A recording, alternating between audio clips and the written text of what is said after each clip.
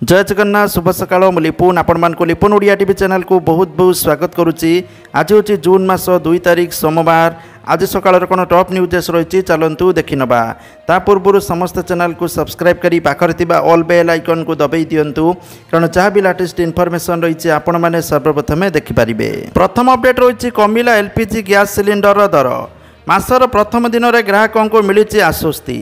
तैल कंपानी माने 19 किलोग्राम वाणिज्यिक एलपीजी सिलिंडर मूल्य रे 24 टंका कम करिसंती।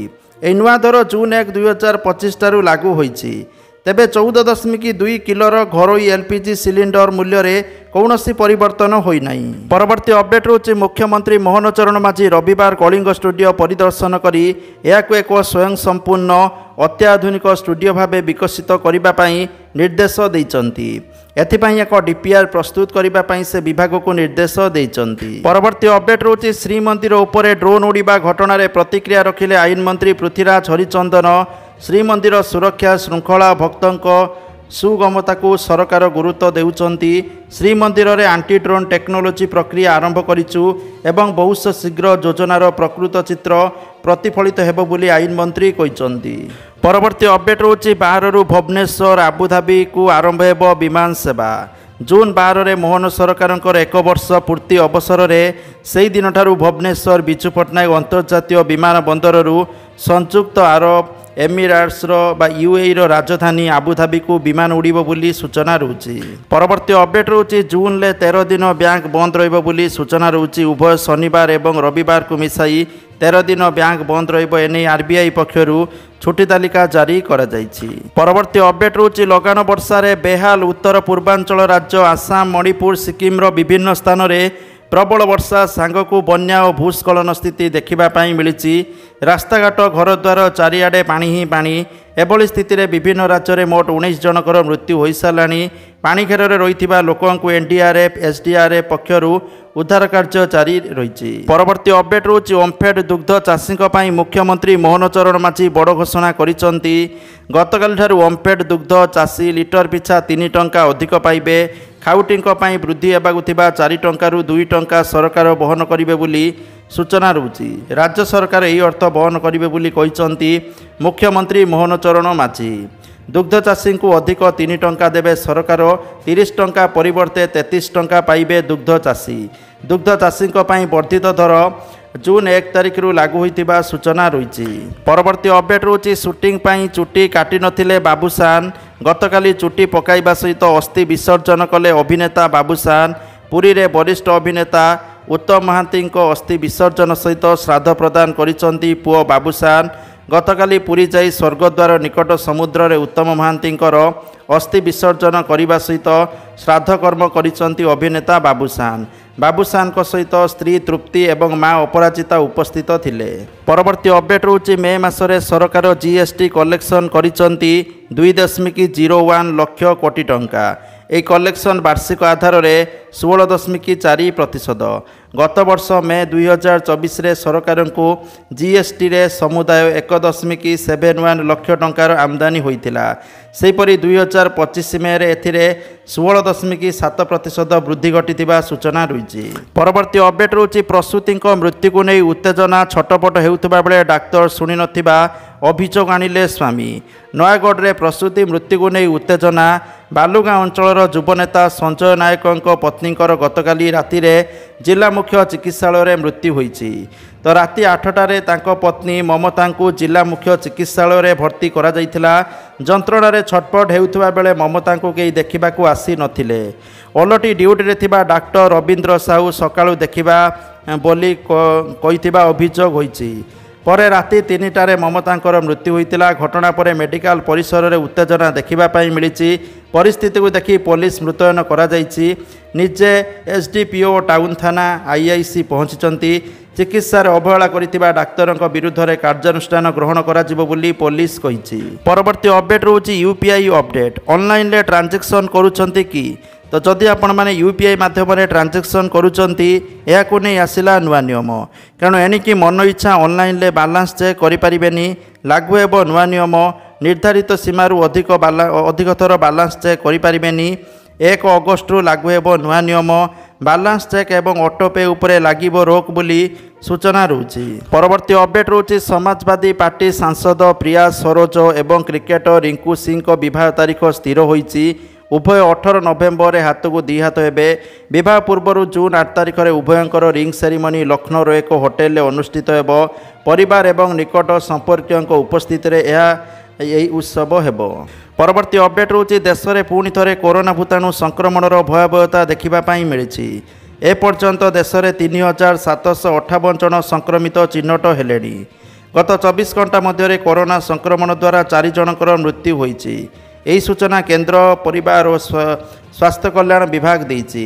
ସ୍ୱାସ୍ଥ୍ୟ ମନ୍ତ୍ରାଳୟର ରିପୋର୍ଟ ମୁତାବକ ସବୁଠାରୁ ଅଧିକ ସଂକ୍ରମିତ କେରଳରୁ ଚିହ୍ନଟ ହୋଇଥିବା ତଥ୍ୟ ରହୁଛି। ପରବର୍ତ୍ତୀ ଅପଡେଟ୍ ରହୁଛି ଆଗାମୀ 7 ଦିନ ପାଇଁ ପାଣିପାଗ ସ୍ଥିତି ପୂର୍ବାନୁମାନ କରି ପ୍ରେସ୍ ରିଲିଜ୍ ଜାରି କରିଛି ଆଞ୍ଚଳିକ ପାଣିପାଗ କେନ୍ଦ୍ର। ମଧ୍ୟାହ୍ନ ବା ସନ୍ଧ୍ୟା ସମୟରେ ରାଜ୍ୟର ଅନେକ ସ୍ଥାନରେ ବର୍ଷା ଘଡ଼ଘଡ଼ି ସହିତ କାଳବୈଶାଖୀର ସମ୍ଭାବନା ରହିଛି। ତେଣୁ ବିଭିନ୍ନ ଜିଲ୍ଲାକୁ ଏହି ସମୟରେ ସତର୍କ ରହିବା ପାଇଁ ପରାମର୍ଶ ଦେଇଛି ପାଣିପାଗ ବିଭାଗ। ବିଶେଷ କରି ଜିଲ୍ଲାଗୁଡ଼ିକ ହେଉଛି ମାଲକାନଗିରି, କୋରାପୁଟ, ରାୟଗଡ଼ା, ନବରଙ୍ଗପୁର, କଳାହାଣ୍ଡି, କନ୍ଧମାଳ, ଗଜପତି, ଗଞ୍ଜାମ ବୋଲି ସୂଚନା ରହୁଛି। ପରବର୍ତ୍ତୀ ଅପଡେଟ୍ ରହୁଛି ଇପିଏଫ୍ ଟଙ୍କା ଉଠାଇବା ପାଇଁ ଆପଣମାନେ ଅସୁବିଧାର ସମ୍ମୁଖୀନ ହେଉଛନ୍ତି କି? ଟଙ୍କା ଉଠାଇବା ପାଇଁ ବାରମ୍ବାର ଅଫିସର ଚକ୍କର କାଟୁଛନ୍ତି କି? ତେବେ ଆପଣଙ୍କର ସମସ୍ୟାର ହେବ ସମାଧାନ ଆଉ ଆପଣଙ୍କୁ ଅସୁବିଧାର ସମ୍ମୁଖୀନ ହେବାକୁ ପଡ଼ିବ ନାହିଁ। କାରଣ କର୍ମଚାରୀ ଭବିଷ୍ୟନିଧି ପାଣ୍ଠି ସଂଗଠନ ଇପିଏଫ୍ଓର ନୂତନ ପ୍ଲାଟଫର୍ମ ଇପିଏଫ୍ଓ 3.0 ଲଞ୍ଚ କରିବା ପାଇଁ ପ୍ରସ୍ତୁତି ଶେଷ କରିଛି। ନୂତନ ପ୍ଲାଟଫର୍ମ ଲଞ୍ଚ ହେବା ପରେ ଗ୍ରାହକମାନେ ସୁବିଧା ପାଇବେ।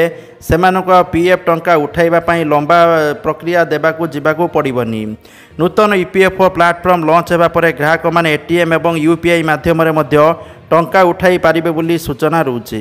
ପରବର୍ତ୍ତୀ ଅପଡେଟ୍ ରହୁଛି ଚାରିଆଡ଼େ ବଢ଼ି ଚାଲିଛି ମଦ କାରବାର, ଯାହାକି ସିଧାସଳଖ ଭାବରେ ଆମର ସାମାଜିକ ଜୀବନ ଏବଂ ଆର୍ଥିକ ବିକାଶକୁ ପ୍ରଭାବିତ କରୁଛି। ତେଣୁ ଏଥିରେ କେମିତି ବ୍ରେକ୍ ଲାଗିବ ସେଥିପାଇଁ ଆଗକୁ ହେବାକୁ ଯାଉଛି ବଡ଼ ଆନ୍ଦୋଳନ। ଗାଁଠୁ ସହର ସବୁଠି ମଦୁଆଙ୍କର ସଂଖ୍ୟା ବଢ଼ିବାରେ ଲାଗିଛି। ଅତି ସହଜରେ ହାତ ପାହାନ୍ତାରେ ମିଳୁଥିବାରୁ ମଦ ଯେଉଁଠି ସେଉଁଠି ପାଇଲା ଯିଏ ମଦ ପିଉଛନ୍ତି। କିନ୍ତୁ ମଦରୁ ରାଜସ୍ୱ ଆଦାୟ ବଢ଼ୁଥିବାରୁ ଏହାକୁ ବନ୍ଦ କରିବା ପାଇଁ ସରକାର ସାହସ ଜୁଟାଇ ପାରୁନାହାନ୍ତି। ବିଧାନସଭାରେ ମନ୍ତ୍ରୀ ରଖୁଥିବା ତଥ୍ୟ ଅନୁସାରେ 2014ରେ ରାଜସ୍ୱ ଆଦାୟ ଯେତେ ଥିଲା 2024ରେ ତା 3 ଗୁଣ ବଢ଼ିଥିବା ଦେଖିବାକୁ ମିଳିଛି। ପରବର୍ତ୍ତୀ ଅପଡେଟ୍ ରହୁଛି ନେଟୱାର୍କ ନାହିଁ, ରାସନ ମିଳିବ କେମିତି? ତ ଦିନ ଗଡ଼ୁଛି ହେଲେ ସରୁନି EKYC ପ୍ରକ୍ରିୟା। ଟିପ ଚିହ୍ନ ଠାରୁ ଆଧାର ଲିଙ୍କ ସମସ୍ୟା ତ ଖୁନ୍ଦି ହୋଇଛି, କିନ୍ତୁ ଏସବୁରୁ ବଳିଯାଇଛି ନେଟୱାର୍କ ସମସ୍ୟା, ଯାହା EKYC ସରି ନପାରିବା ପଛର ଏକ ବଡ଼ କାରଣ। ତାରିଖ ପରେ ତାରିଖ ବଢ଼ୁଛି ହେଲେ ଶେଷ ହୋଇପାରୁନି EKYC ପ୍ରକ୍ରିୟା, ଯାହା ରାସନ କାର୍ଡ଼ ହିତାଧିକାରୀମାନଙ୍କର ଚିନ୍ତା ବଢ଼ାଇ ଦେଇଛି। ଏହାରି ଭିତରେ ସାମ୍ନାକୁ ଆସିଛି ବିଧାନସଭାର ତଥ୍ୟ। ରାଜ୍ୟର 51,176 ଗାଁରୁ 2,603 ଗାଁରେ ନାହିଁ ମୋବାଇଲ ନେଟୱାର୍କ। ଏମିତିକି ଆଦିବାସୀ ପ୍ରବଣ ଅଞ୍ଚଳ ଯେପରିକି କନ୍ଧମାଳ ଜିଲ୍ଲାରେ ସର୍ବାଧିକ 375 ଗାଁରେ ନେଟୱାର୍କ ନାହିଁ। ରାୟଗଡ଼ା, କୋରାପୁଟ, ମାଲକାନଗିରି ଭଳି ଜିଲ୍ଲାର ବହୁତ ଗାଁରେ ଆଜି ବି ନେଟୱାର୍କ ନଥିବା ସୂଚନା ରହୁଛି, ଯାହାଫଳରେ ରାସନ କାର୍ଡ଼ରେ EKYC ବଡ଼ ସମସ୍ୟା ସୃଷ୍ଟି କରିଛି। ପରବର୍ତ୍ତୀ ଅପଡେଟ୍ ରହୁଛି ବର୍ଦ୍ଧିତ ଭତ୍ତା ଟଙ୍କା ଫେରସ୍ତ କର, ନହେଲେ ଭତ୍ତା ବନ୍ଦ ହେବ କହି 85% ଦିବ୍ୟାଙ୍ଗଙ୍କ ଭତ୍ତା ବନ୍ଦ କରିଦେଲା ବ୍ଲକ ପ୍ରଶାସନ, ଚିନ୍ତାରେ ହିତାଧିକାରୀ। ବାଲିଆପାଳ ବ୍ଲକ ପ୍ରଶାସନର ବିଚିତ୍ର ନୀତି। ପ୍ରଥମେ ବର୍ଦ୍ଧିତ ଭତ୍ତା ପାଇବାର ମନୋନୀତ ହୋଇଥିବା କହି ଭତ୍ତା ଦେଲେ, ପରେ ଭୁଲବଶତଃ ଦିଆଯାଇଥିବାରୁ ଫେରସ୍ତ ଦେବାକୁ କହି ଭତ୍ତା ବନ୍ଦ କରିଦେଲେ। ଅସହାୟ ଏବଂ ଗରିବ ଭିନ୍ନକ୍ଷମ ଲୋକେ ଖର୍ଚ୍ଚ କରିଦେଇଥିବା ଅର୍ଥ ଫେରାଇବା ନେଇ ଚିନ୍ତାରେ। 4 ମାସ ବର୍ଦ୍ଧିତ ଭତ୍ତା ଦେବା ପରେ ଏବେ ପ୍ରଶାସନ ବର୍ଦ୍ଧିତ ଭତ୍ତା ଫେରସ୍ତ କରିବାକୁ କହୁଛି। ନ ଦେବା ପର୍ଯ୍ୟନ୍ତ ଭତ୍ତା ବନ୍ଦ କରି ଦେଇଛନ୍ତି। ବାଲେଶ୍ୱର ଜିଲ୍ଲା ବାଲିଆପାଳ ବ୍ଲକରେ 100ରୁ ଅଧିକ ହିତାଧିକାରୀ ଏବେ ଏପରି ସମସ୍ୟା ଭୋଗୁଛନ୍ତି। ସରକାର ଚଳିତ ବର୍ଷ ଜାନୁଆରୀରୁ 80%ରୁ ଅଧିକ ଶାରୀରିକ ମାନସିକ ଭିନ୍ନକ୍ଷମ ଏବଂ 80 ବର୍ଷରୁ ଅଧିକ ବୟସ୍କଙ୍କୁ 3,500 ଟଙ୍କା ଲେଖାଏଁ ଭତ୍ତା ଦେଉଛନ୍ତି। ଯାହାକି ବଡ଼ାସ ପଞ୍ଚାୟତ କାଠ ଶଗଡ଼ା ଗ୍ରାମର ଜୟନ୍ତୀ ଧଳ 85% ଦିବ୍ୟାଙ୍ଗ ହୋଇଥିବା ବେଳେ ଜାନୁଆରୀରୁ ଏପ୍ରିଲ ଯାଏଁ 4 ମାସର ବର୍ଦ୍ଧିତ ଭତ୍ତା ପାଇଛନ୍ତି। हेले चलित मास वर्धित भत्ता फेरस्त करदेवाक कही भत्ता बंद कर प्रशासन बोली तथ्य रोचे। परवर्ती अपडेट रोचे भारतीय रिजर्व बैंक गोल्ड लोन अर्थात सुना उपरे ऋण संपर्क में नूतन निर्देशावली जारी करिछि। नूतन नियम अनुसार आरबीआई बैंक गुड़ी कही एबे केवल सुना अलंकार एवं बैंक द्वारा जारी करा जाइथिबा सुना मुद्रा बदल में सुना ऋण दि जाय पारिबो। आरबीआई स्पष्ट भाव में कही जो मानक पाखरे सुना बार बुलान किंबा इंडोन अच्छी से सुना ऋण मिलिबो नाही। परवर्ती अपडेट रोचे दीर्घ दिन धरी लघुचाप लगी रहिबा नै बंगोपसागर अशांत होई पड़िछि। हठात उच्च उच्च जुआर आसी कूल लंघिबा सहित जगतसिंहपुर जिलार प्रमुख पर्यटन स्थलीर मान्यता पाइथिबा एडसमा ब्लॉक अंतर्गत पद्मपुर पंचायत सियाली बेलाभूमि एवं समुद्र रे लीन होबाकू बसिछि। उक्त बेलाभूमि रे निर्माण होइतिबा स्टेज दुकान बजार झाऊ बण एवं बेलाभूमि को लागि करितिबा गाँ गुड़िकरे समुद्र पानी पशिबा जोगु दोकानी एवं स्थानीय ग्रामवासी माने भयभीत होई पड़िचंती। परवर्ती अपडेट रोची जड़े महिला समते 5 जन को गिरफ कला पुलिस। नयापल्ली और भरतपुर अंचल 10 लाख ऊर्ध्व ठकई रे गिरफ। बहुत कलाधन अच्छी 500 टंका देले 10टी 100 टंकिया मिलिबो कई ठकुथुले। टंका बंडल भितरे पेपर कटिंग रखी लोकंकु चकमा देउथुले। टंका बंडल ऊपर एवं तले असली नोट रहउथुला। मझिरे पेपर कटिंग रखी लोकंकु ठकुथुले। परवर्ती अपडेट रोची पुणी डराइलाणी कोरोना। राज्य में आक्रांतक संख्या 12 को वृद्धि पाइथिबा सूचना रही। परवर्ती अपडेट रोची सुना दर को लेकिन ओडिशा राजधानी भुवनेश्वर आज 22 कैरेट सुना मूल्य 10 ग्राम प्रति 89,200 टंका थिबा बेले 24 कैरेट सुना मूल्य 10 ग्राम प्रति 97,310 टंका थिबा रेकर्ड होईची। परवर्ती अपडेट रोची पीएम किसान योजना को नहीं बड़ अपडेट। पीएम किसान योजना टंका आपण मानकु जून मासरे मिलिबो बोली आशा करा जाउची। ता पूर्व केवाईसी करने परामर्श दि जाउछि। परवर्ती अपडेट रोची सुभद्रा योजना को नहीं आसिला बड़ खुशी खबर। तो देखो बहुत सारा महिला वर्तमान सुधा सुभद्रा टंका पाई नांती। तो जो मानकर डीबीटी एनाबुल नहीं से पैसा बिल्कुल भी मिली ना। तेणु आपण मैंने लिस्ट चेक करूँ। जदि आपंकर डीबीटी एनाबुल नहीं ताले बैंक जाकि डीबीटी एनाबुल करने परामर्श दि जाउछि। जाफल आपन को एका बेलके राखी पूर्णिम 3टी किस्ती मिल पार। परवर्ती अपडेट रोची जो मैंने चाहते इन्वेस्ट करके भल सुध पाइबा पई से माने बैंक रे इन्वेस्टमेंट करि परिबे। किंतु बैंक रे एफडी रे जदि आपण माने इन्वेस्ट आगुर करूथुले आपणक पई बड़ खबर। कारण एफडी रे सुधहार कमी जाइछि। तो विभिन्न बैंक रे एफडी रो सुधहार कमी जाइछि कारण आरबीआई रेपो रेट को ह्रास करिछि।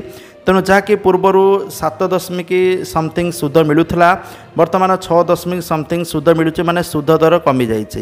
तेणु जदि आपण मैंने चाहते आपण टंका सुरक्षित जगार रो आपण को अधिक सुध मिलू ताल आपण मैंने म्यूचुअल फंड रे इन्वेस्ट करें।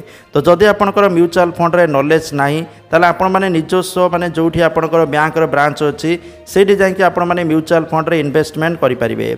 तो जाफल से आपन को मिनिमम 10% रु 35% इमिदी भी 40% पर्यंत भी आपन को सुध मिल पार। परवर्ती अपडेट रोचे समस्त छात्र छात्री बड़ खबर। तो से वर्तमान 2टी स्कॉलरशिप आसी। गोटे रोची बीओसी स्कॉलरशिप जार लास्ट डेट रोची जून मास 5 तारिख। आउ गोटे रोची प्री मैट्रिक कंपोनेंट 2 स्कॉलरशिप जोटा प्रथम रु 10म जो मैंने पढ़ुंट से आवेदन करें। तार भी लास्ट डेट रही जून मास 5 तारिख। परवर्ती अपडेट रोचे समस्त छात्र छात्री खुशी खबर। जो मैंने पाठ पढ़ी कि जॉब खोजुंट बा कौन सी आपण मैंने ट्रेनिंग खोजुंट गवर्नमेंट तरफ ताल आपण मैंने ncs.gov.in विजिट करेंगे। विजिट करके आपणकर क्वालिफिकेशन आपण मैंने कौन पढ़ी से हिसाब से आपण मैंने जदि जॉब खोजुंट जॉब भी आपण मैंने खोजी पारे। विभिन्न जिनस आपण मैंने government job private job job for women part time job तापर सहित इंटर्नशिप अप्रेंटिसशिप जहाँ भी आपण मैंने चाहते करने खोजी पारे। आपण को एजुकेशनल आपण जहाँ पढ़ते से हिसाब से आपण मैंने सिलेक्ट करके अप्लाई करें। तो जहाँकि आज टॉप न्यूज आसला वीडियो को शेयर करूँ लाइक करूँ। जय जगन्नाथ।